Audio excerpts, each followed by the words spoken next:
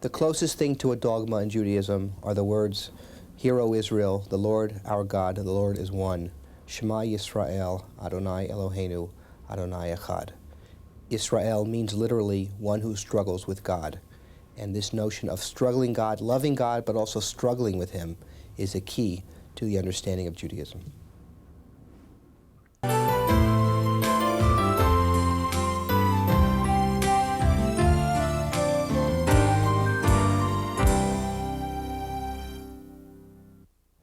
This is the Torah scroll, the symbol of Judaism and of Jewish tradition. It contains what we believe are the words given by God to Moses at Sinai, and the word Torah literally means instruction or teaching. I'm in the Synagogue of Congregation Bethel in Bethesda, Maryland. Rabbi Jonathan Maltzman, the cantor, and other members of the congregation are going to show me and us what this place we call a synagogue is and what goes on here. Page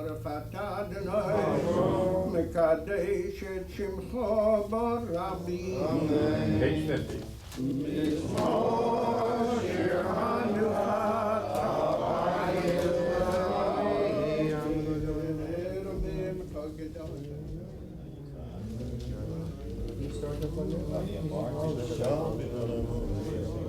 My father's a rabbi, and I grew up in a rabbinic family and was very impressed and excited by what I saw.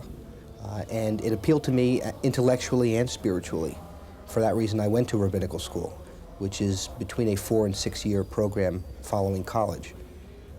The spiritual leader of a congregation and the one who has the religious authority is the rabbi of the congregation. And each congregation, when it engages a rabbi, imparts to that individual the authority that is necessary to make religious decisions.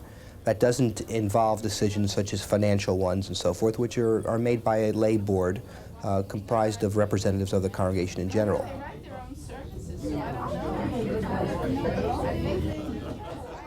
Judaism is a very democratic religion, so that any Jew who is knowledgeable enough to perform a ritual, as you might have seen this morning, it was an average, ordinary member of the congregation who was conducting the morning prayers.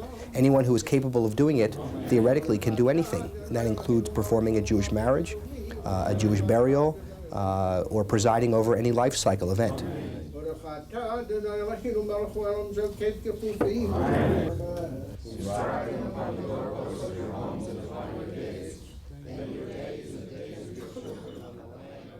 The synagogue itself is reminiscent in its layout of the temple in Jerusalem, in that it contains what is reminiscent of the Holy of Holies, the ark which contains the scrolls, the reading table where the scrolls are read and interpreted, and a place for the congregation at large to stand or to sit in order to participate in the worship experience. There is no mandated required elements that a synagogue must have to make it a synagogue. In fact, if you take a Torah scroll and you place it in your living room becomes a synagogue. The other constant feature, regular feature in the synagogue is the eternal light, which is a reminder of the eternal light that was part of the ancient tabernacle at which the Israelites worshipped.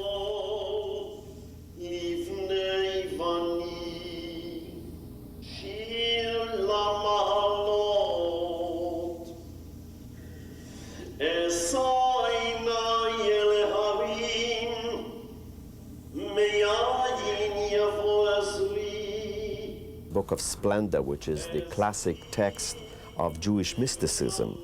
And there we read that, and I love it, it says that there are gates or palaces in heaven that are only open to song. So if you try to enter those special gates simply by reciting, I guess you're not going to be able to enter, and only if you do it with musical sounds will they let you in.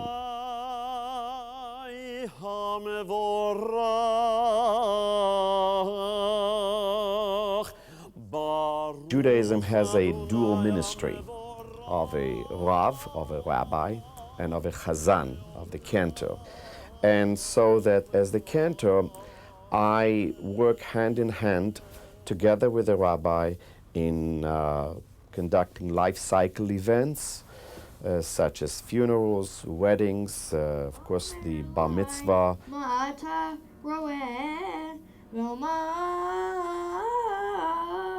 Good.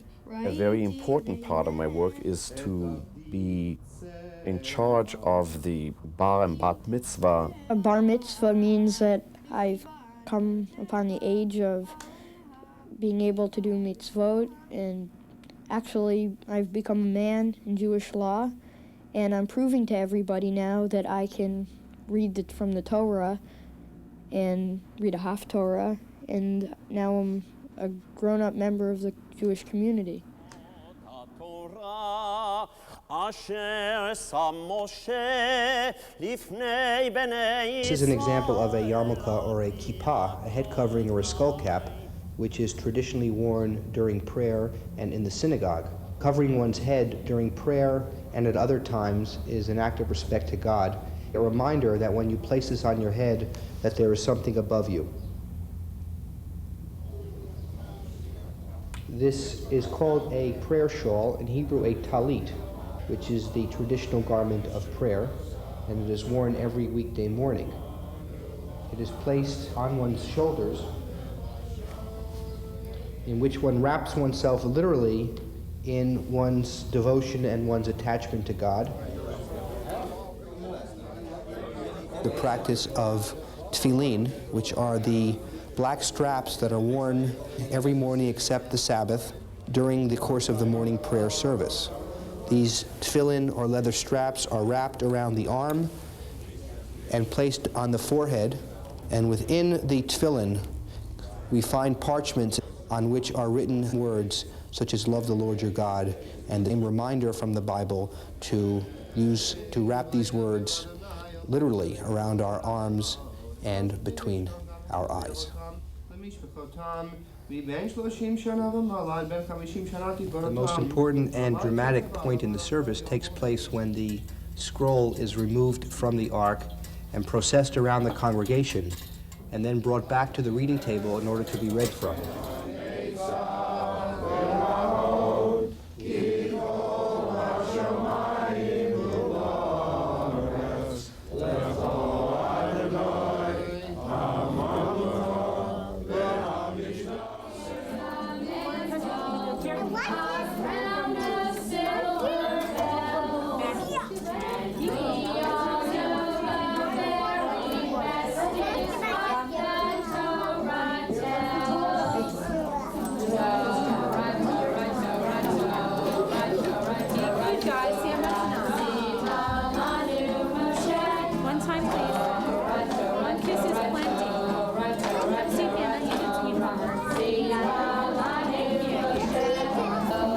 Silver adornments that adorn the Torah are reminiscent of the priestly vestments worn by the Kohanim, the priests in the temple in Jerusalem.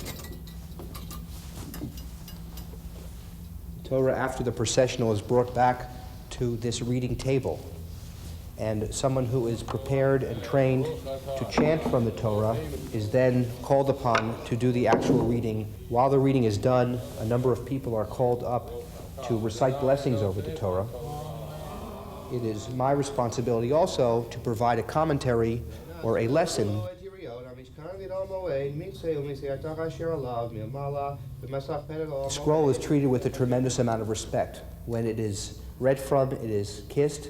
It is not touched directly, but a pointer, called in Hebrew a yad, with a pointed finger, is directed at the words as they are chanted by the reader. The reader, when called upon to read from the Torah, reads without, as you see, any vowels or any musical notes. All of these are learned in advance and must be read flawlessly. If a mistake is made, the correction is made, and the word must be read over again. There can be no mistakes in the scroll whatsoever. Smudges or unclear words or letters. It is all written by hand by a scribe, and when mistakes are found, the scroll must be corrected during the week. When the Torah no longer becomes usable, it is treated with the same respect as a person would be treated, and it is buried in the cemetery. Vaydaber Adonai el Moshe v'el Aharon lemor nasa et rosh b'nei kehat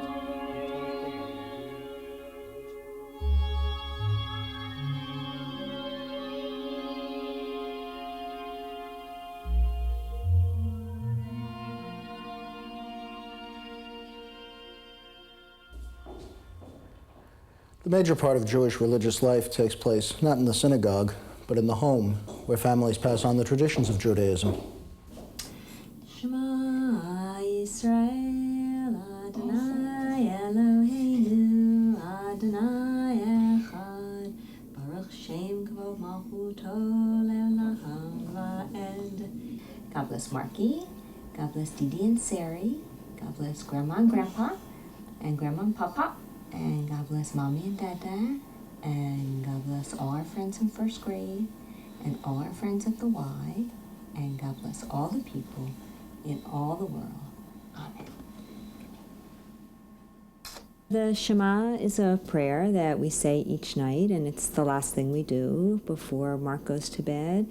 It's a lovely way of ending the day and kind of a reminder of who we are, that this is what we believe in. I will tell you a cute story, if I may. We were out one evening, and Mark had a babysitter, and the babysitter was not Jewish. And Mark wanted to have his Shema said, and the babysitter had a friend who was Jewish, who Mark happened to know because they were members of the synagogue. So she called the friend who told her how to say the Shema so that she could do it for Mark. So it's missed when it's not around. Mark does not go to a Jewish parochial school. He goes to public school. So that means at this point, except for food and the evening prayers, the average day doesn't have a lot of Jewish content to it, and that's a bit of a concern, and we try to add it. I have an idea to start teaching him his Hebrew words, 1 word per meal, but he isn't excited about that yet. But we hope soon he'll find that exciting. So we want to try to reinforce the Jewish identity in the home, and apart from the Sabbath and the meals and the evening prayers, there isn't enough of that, at least at his age. The whole question of Jewish values, apart from the one of charity, are a little hard to teach at this age. So it's something you have to struggle with. And it's easier on the Sabbath, it's easier around Jewish holiday time, but there isn't a holiday every day. So it's a challenge. For the Seder, we have many special things that we use, and we look forward to seeing them every year and put them away again after the holiday. Many families have these things as heirlooms and pass them down from generation to generation. At the Seder, we have 3 symbolic pieces of matzah and have a special cover where we are able to keep the matzah layered on the table. It's Jewish tradition before meals to have ritual washing of the hands, and for the Passover Seder, we have a special washing pitcher, and every participant in the Seder has an opportunity to wash his hands. The most important thing on the Seder table is the Seder plate, which contains the symbols of the Passover story: parsley representing spring, salt water representing the tears of the Jewish slaves in the waters of the Red Sea, an egg representing birth and redemption, the bone representing the sacrifice in the temple times, bitter herbs representing the bitterness of slavery and the loss of freedom, and the charoset, which represents the mortar between the bricks of the pyramids built by the Jewish slaves. Baruch atah Adonai Eloheinu melech haolam borei pri hagafen. Amen. This day of Pesach, the season of our liberation, a day of sacred assembly, commemorating Exodus from Mitzrayim. There are 3 major festivals during the year: Passover, Festival of Weeks, and the Festival of Booths, called Sukkot. Those are the 3 major so-called pilgrimage festivals, which are still observed, reminiscent of the times when our ancestors would make pilgrimages to the temple in Jerusalem while it still stood and offered sacrifices there. That sacrificial system has been replaced with the destruction of the temple in the year 70 with a system based on prayer and study. On all other nights we eat either leavened bread or matzah, unleavened. On this night, why only unleavened bread? Okay? Try it again. On all other nights we eat either matzah, unleavened. On this night, why only unleavened bread? Then there are the two major high holy days of the year, also in the fall, which is our new year, Rosh Hashanah, and 10 days later, Yom Kippur, the Day of Atonement. Those are days of inward introspection and evaluation, and we call them the high holy days because it really is a climax of the year. And then there are, scattered throughout the year, a series of so-called minor festivals, which have become major in importance in many ways, such as the Festival of Hanukkah in December or late November, and Purim, the Festival of Lots, based on the Book of Esther. We were slaves in Egypt, and as you know, God brought us out from Egypt. And if the tradition is that we tell the story of how God brought the Jewish people out of the land of Egypt every year and in every generation, as if we were the people that God was bringing out of Egypt.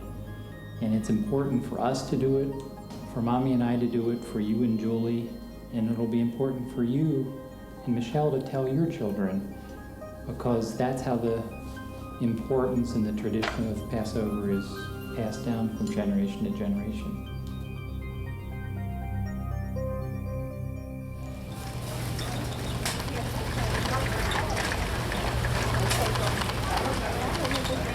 This is where I come to buy kosher food, especially meat, because animals have to be killed in a special manner and also prepared in a special manner.